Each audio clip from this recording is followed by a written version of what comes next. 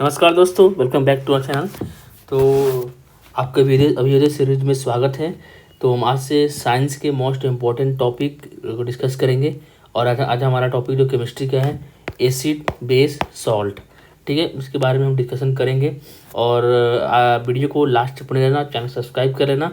अगर आपको इस वीडियो का PDF चाहिए तो टेलीग्राम चैनल को ज्वाइन कर लेना, जिसका जो लिंक है डिस्क्रिप्शन बॉक्स में दे रखा होगा।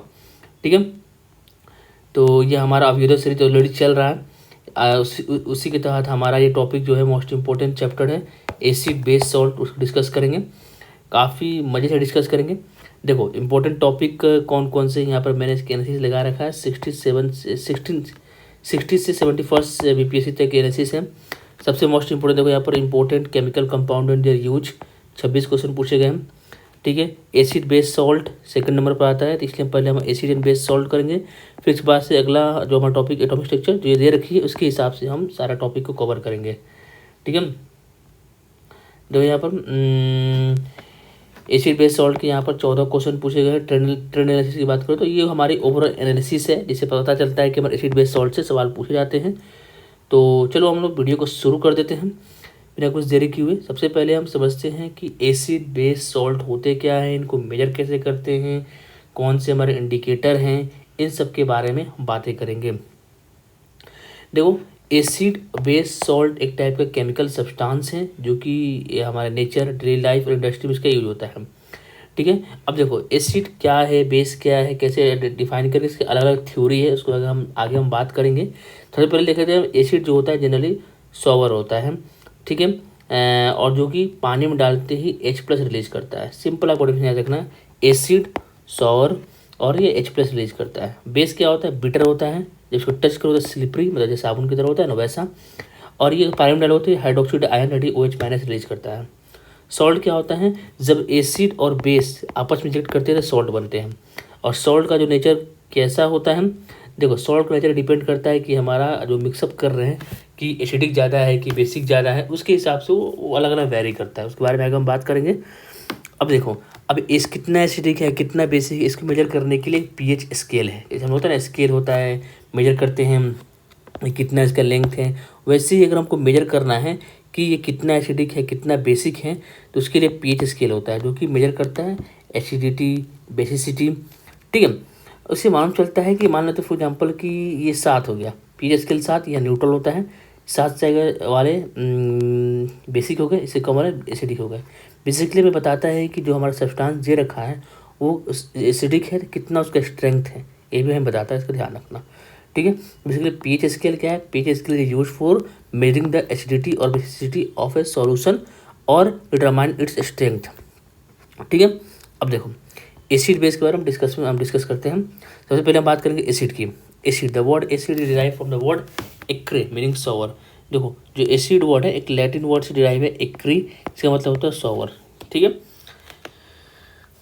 कुछ नेचुरल एसिड होते हैं, कुछ लेबोरेटरी में आए जाते हैं। नेचुरल एसिड होते हैं जैसे कि हमारे जो लेमन जूस में मिलते हैं, ऑरेंज जूस में मिलते हैं, कर्ड हो गया, विनेगर हो गया, ये सब में जो एसिड मिलता है, इसमें जो मिलते हैं उसमें सारे नेचुरल एसिड मिलते हैं। इसमें याद रखना सारे खट्टे होते हैं। ठीक है, तो जानते हो खट्टे होते हैं, विनाइलेट होता है एसिड सॉवर। ठीक है, अब देखो जैसे ही एक्वा सॉल्यूशन में हम डालते हैं इसको, अब देखो यहाँ पर सबसे पहले बात है, अब तुम्हारे पास एसिड के बारे में तुम जान गए, ये तुम्हारे नेचुरल एसिड की एग्जाम्पल हो गए। इसका टेस्ट कैसा होता है, टेस्ट कैसा होता है, इसका टेस्ट देखो, टेस्ट इसका नेचर है, सॉवर टेस्ट होता है। और जहाँ पर लिटमस पेपर होता है, लिटमस पेपर क्या है, लिटमस पेपर एक टाइप का हमारा टेस्ट करने के लिए कि कोई सोल्यूशन, गिवन सोल्यूशन हमारा एसिडिक है कि बेसिक है। अगर हमारे पास ब्लू कलर का लिटमस पेपर है, उसको अगर हम डालेंगे एसिड सोल्यूशन में तो वो रेड में कन्वर्ट हो जाएगा। अगर हम ब्लू लिटमस है तो अगर रेड में कन्वर्ट हो रहा है, रेड में बोल देंगे जो हमारा गिवन सोल्यूशन है वो क्या है, एसिडिक है। ठीक है, और याद रखना कि जो एसिड जो है बेस एसिड का क्या बनाता है, सॉल्ट बनाता है। और एसिड जो है मेटल से भी रिएक्शन करता है, और मेटल से रिएक्शन करने के बाद याद रखना यहाँ पर हाइड्रोजन गैस रिलीज करता है। ठीक है, और एसिड जो होता है, एसिडिक जो भी सब्सटेंस होता है, ये इसको प्रोटॉन, दैट इज प्रोटॉन मतलब कि H+, याद रखना, प्रोटॉन मतलब कि पॉजिटिव, पॉजिटिव किसी को देने की क्षमता रखता है एसिड। ठीक है, आगे हम शुरू में इसके बारे में पढ़ेंगे। अब देखो यहाँ पर तो हमने क्या क्या याद रखा, एसिड क्या होता है भैया, एसिड एक नेचुरल सब्सटेंस है या फिर वो आर्टिफिशियल भी हो सकता है, जो कि सोवर इन टेस्ट होता है, ब्लू लिटमस को रेड में कन्वर्ट कर देता है। और अगर ये बेस रिएक्ट करे तो सॉल्ट बना लेता है, अगर वो मेटल रिएक्ट करे तो हाइड्रोजन गैस उसको निकाल लेता है। Chemically N acid is in hydrogen containing substance, जो कि H+ देने की क्षमता उसके पास होती है। कॉमन एसिड कौन कौन से, देखो कुछ एग्जांपल जो एसिड के हैं आपको ध्यान होने चाहिए। कार्बोनिक एसिड, ठीक है, जो कि एरेटेड ड्रिंक होते हैं उसके अंदर होते हैं। सल्फ्यूरिक एसिड कार बैटरीज के अंदर, पेंट इंडस्ट्री में यूज होता है। टार्टरिक एसिड वाइन मैन्युफैक्चरिंग में यूज होता है। नाइट्रिक एसिड फर्टिलाइजर इंडस्ट्री में यूज होता है। हाइड्रोक्लोरिक एसिड जो हमारा स्टोमक के अंदर होता है, डाइजेशन में हेल्प करता है। ऑलरेडी आपने बायोलॉजी में पढ़ रखा होगा आई होप, ठीक है, इसको ध्यान रखना है, इसको ध्यान रखना। साइट्रिक एसिड साइट्रस फ्रूट में होता है। मिनरल एसिड जो कि लेबोरेटरी में बनाए जाते हैं, ठीक है। अब आ जाओ बेस के बारे में थोड़ा फटाफट जान लेते हैं। बेस क्या होता है? बेस के केमिकल स्पीसीज को हम लोग यहाँ पर एक्चुअली डिफाइन नहीं होता है, उसको हम नेचर के थ्रू पहचानने की कोशिश करते हैं। जैसे बेस जो होता है वो इलेक्ट्रॉन डोनेट करने की टेंडेंसी रखता है। अगर इलेक्ट्रॉन डोनेट कर रहा है, मान लो ये ए है और ये बी है, अगर ये एक इलेक्ट्रॉन दे रहा है इसको, डैट मीन्स ये इस प्रोटॉन इससे ले रहा है, इस बात को ध्यान रखना। तो जो हमारा बेस होता है वो इलेक्ट्रॉन देने की टेंडेंसी रखता है और प्रोटॉन लेने की क्षमता रखता है। और पानी में डालोगे तो हाइड्रोक्साइड आयन OH- रिलीज करता है एक्वस सॉल्यूशन में, इस बात का ध्यान रखना। यहाँ पर प्रॉपर्टी जब बेसिस की बात कर ले, स्लिपरी मतलब जैसे साबुन की तरह होता है ना, हाथ फिसलने लगता है, वैसा होता है। बिटर इन टेस्ट होता है। क्रोजी भी नेचर होता है, मतलब फॉर एग्जांपल कि अगर तुम मतलब जलन टाइप का फील होगा, क्रोड कर देगा चीज़ों को उस पर तुम डालोगे तुम। और ये क्या करता है, जो इंडिकेटर होता है, इंडिकेटर वही हमारा लिटमस पेपर हो गए, फेनोक्सिलिन हो गए, तो ये करता है जो हमारा रेड लिटमस हो उसको ब्लू में कन्वर्ट कर देता है, याद रखना। अगर ये एसिड से रिएक्ट क्या बनाता है, ये भी सॉल्ट बनाता है, ठीक है। कुछ कॉमन बेस यहाँ पर देखा, सोडियम हाइड्रोक्साइड, केमिकल फॉर्मूला याद रखना, जहाँ में बहुत बार केमिकल फॉर्मूला पूछ लेता है। That is NaOH, soap manufacturing इसका यूज होता है। Sodium carbonate Na2CO3 detergent industry में यूज होता है, डिटर्जेंट इंडस्ट्री में यूज होता है। Calcium hydroxide CaOH the whole twice, जो कि ब्लीचिंग पाउडर है, बल्कि ब्लीचिंग पाउडर प्रोडक्शन में यूज होता है। सोडियम बाइकार्बोनेट, जो कि केमिकल फॉर्मूला क्या है इसका, NaSCO3 जो कि बेकिंग सोडा में मैन्युफैक्चरिंग में इसका यूज होता है, ठीक है। अब हम बात करते हैं कुछ जनरल कंसेप्ट एसिड बेस की। देखो एर्नियस कंसेप्ट, एर्नियस जो थे साइंटिस्ट है वो डिफाइन किए कि हम किसको एसिड बोलेंगे किसको बेस बोलेंगे। अकॉर्डिंग टू एर्नियस थ्योरी क्या बोलता है, एसिड क्या है, एसिड वो सब्सटेंस है अगर उसको हम पानी में डालते हैं तो H+ देना शुरू कर देता है, उसे हम क्या बोल देंगे, उस सब्सटेंस को हाइड्रोक्साइड आयन बोल देंगे। फॉर एग्जाम्पल मान तुम एक ए सब्सटेंस लिए, उसको एक पानी में डाल दिए, पानी में डालते ही उसमें H+ निकलना शुरू हो गया, डैट मीन्स ए सब्सटेंस हमारा क्या है, एसिडिक है, ठीक है। अगर उसको हम पानी में डालें तो अगर वो OH- रिलीज करता है तो उसे हम बोल देंगे बेस। किस थ्योरी के हिसाब से, याद रखना अर्नियस कॉन्सेप्ट, अर्नियस थ्योरी के हिसाब से, ठीक है। फॉर एग्जांपल इस एग्जांपल देखो हाइड्रोक्लोरिक एसिड, जैसे ही तुम हाइड्रोक्लोरिक एसिड को पानी में डालोगे तो ये H+ अलग हो जाएगा और Cl- अलग हो जाएगा, मतलब पानी में H+ आ गया, मतलब क्या है तुम्हारा हाइड्रोक्लोरिक एसिड एसिड हो गया, एर्नियस एसिड है ये। वैसे ही सोडियम हाइड्रोक्साइड जैसे तुम पानी में डालोगे NaOH तो क्या होगा, Na+OH-, OH- आ गया बाहर, मतलब कि क्या है तुम्हारा एर्नियस बेस है, इस बात का ध्यान रखना। Bronsted Lowry concept, Bronsted Lowry theory क्या बोलता है कि जो एसिड होता है, एसिड H+ देने का काम करता है, एसिड क्या करता है, H+ देने का काम करता है, और बेस क्या करता है, H+ लेने का काम करता है। फॉर एग्जाम्पल देखो यहाँ पर यहाँ पर दे रखा है कि in the reaction between the ammonia and water, ammonia accept H+ form and water, मैं देखो यहाँ रिएक्शन में समझाता हूँ, देखो अमोनिया प्लस वाटर क्या होगा, NH4+OH-, इसने इलेक्ट्रॉन एक्सेप्ट कर लिया, इलेक्ट्रॉन एक्सेप्ट किया, डेट मीन्स सॉरी यहाँ देखो एग्जाम्पल यहाँ दे रखा अच्छे से, ये रहा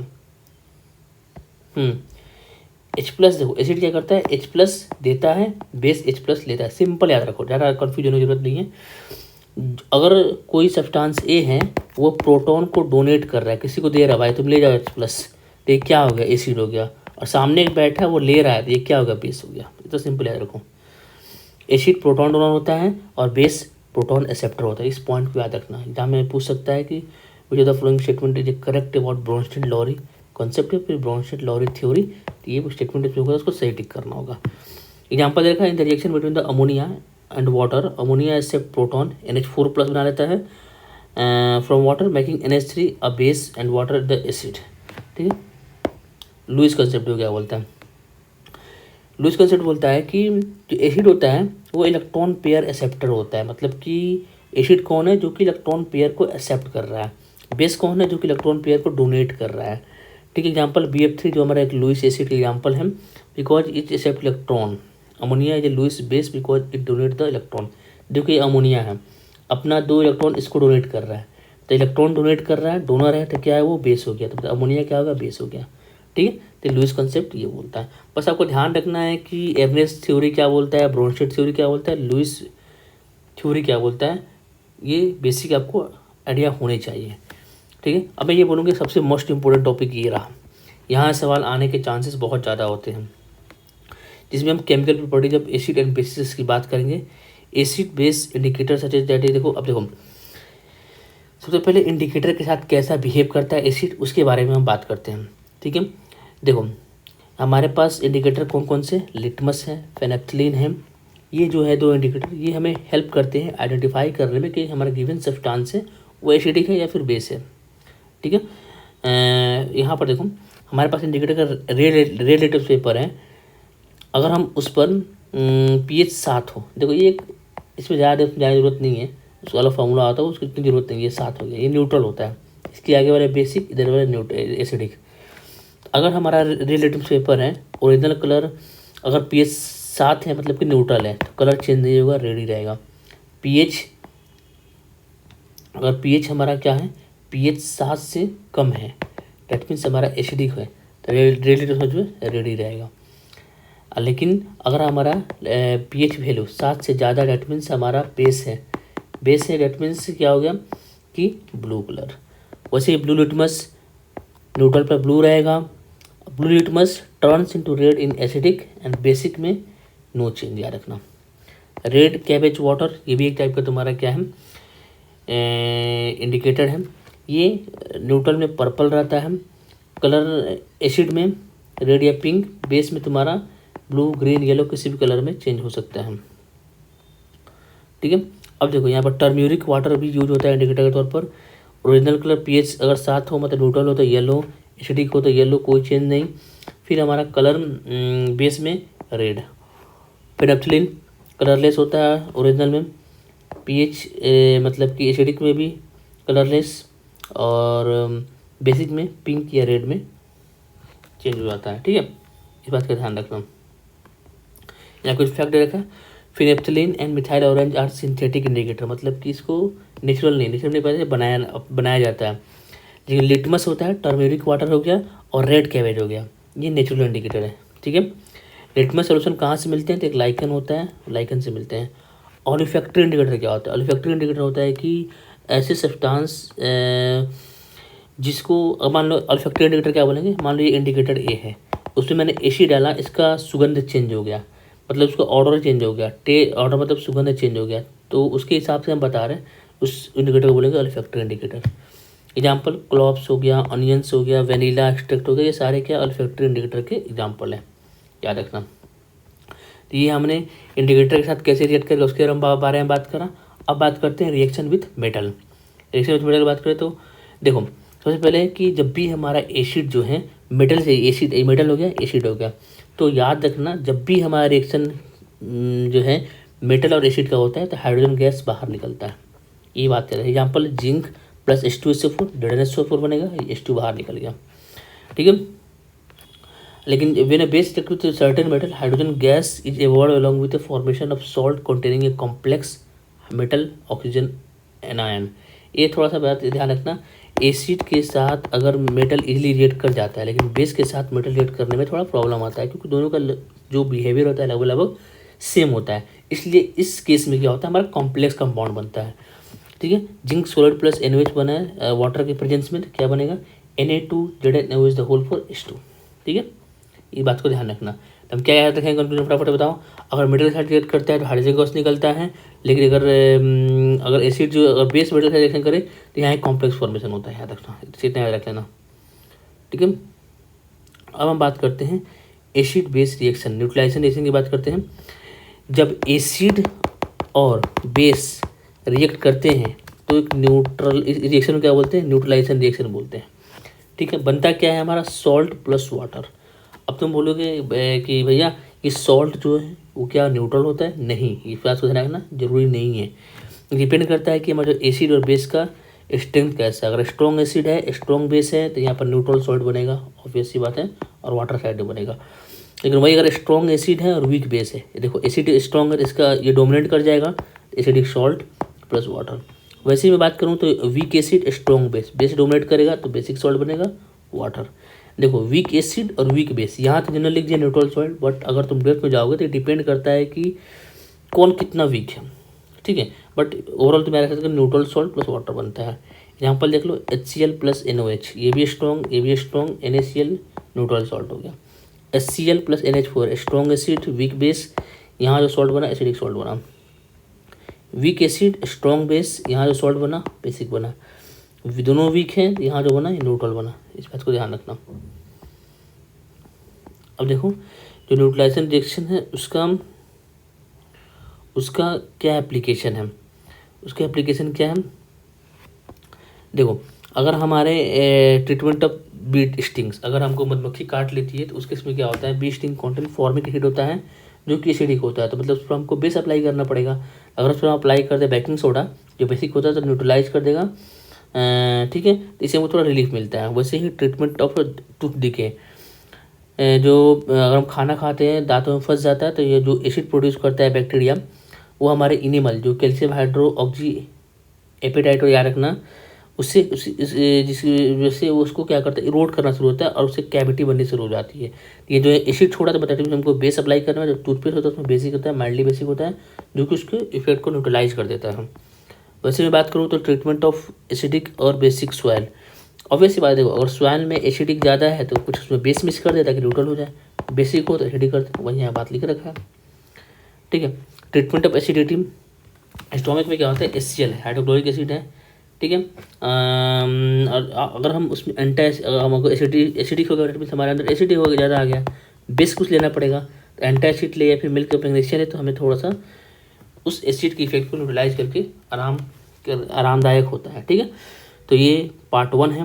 पार्ट 2 में हम और आगे बात करेंगे, तो पार्ट 2 के लिए पार्ट 2 में हम आगे और बात करेंगे, तब तक के लिए इतना ही। जय हिंद, जय भारत।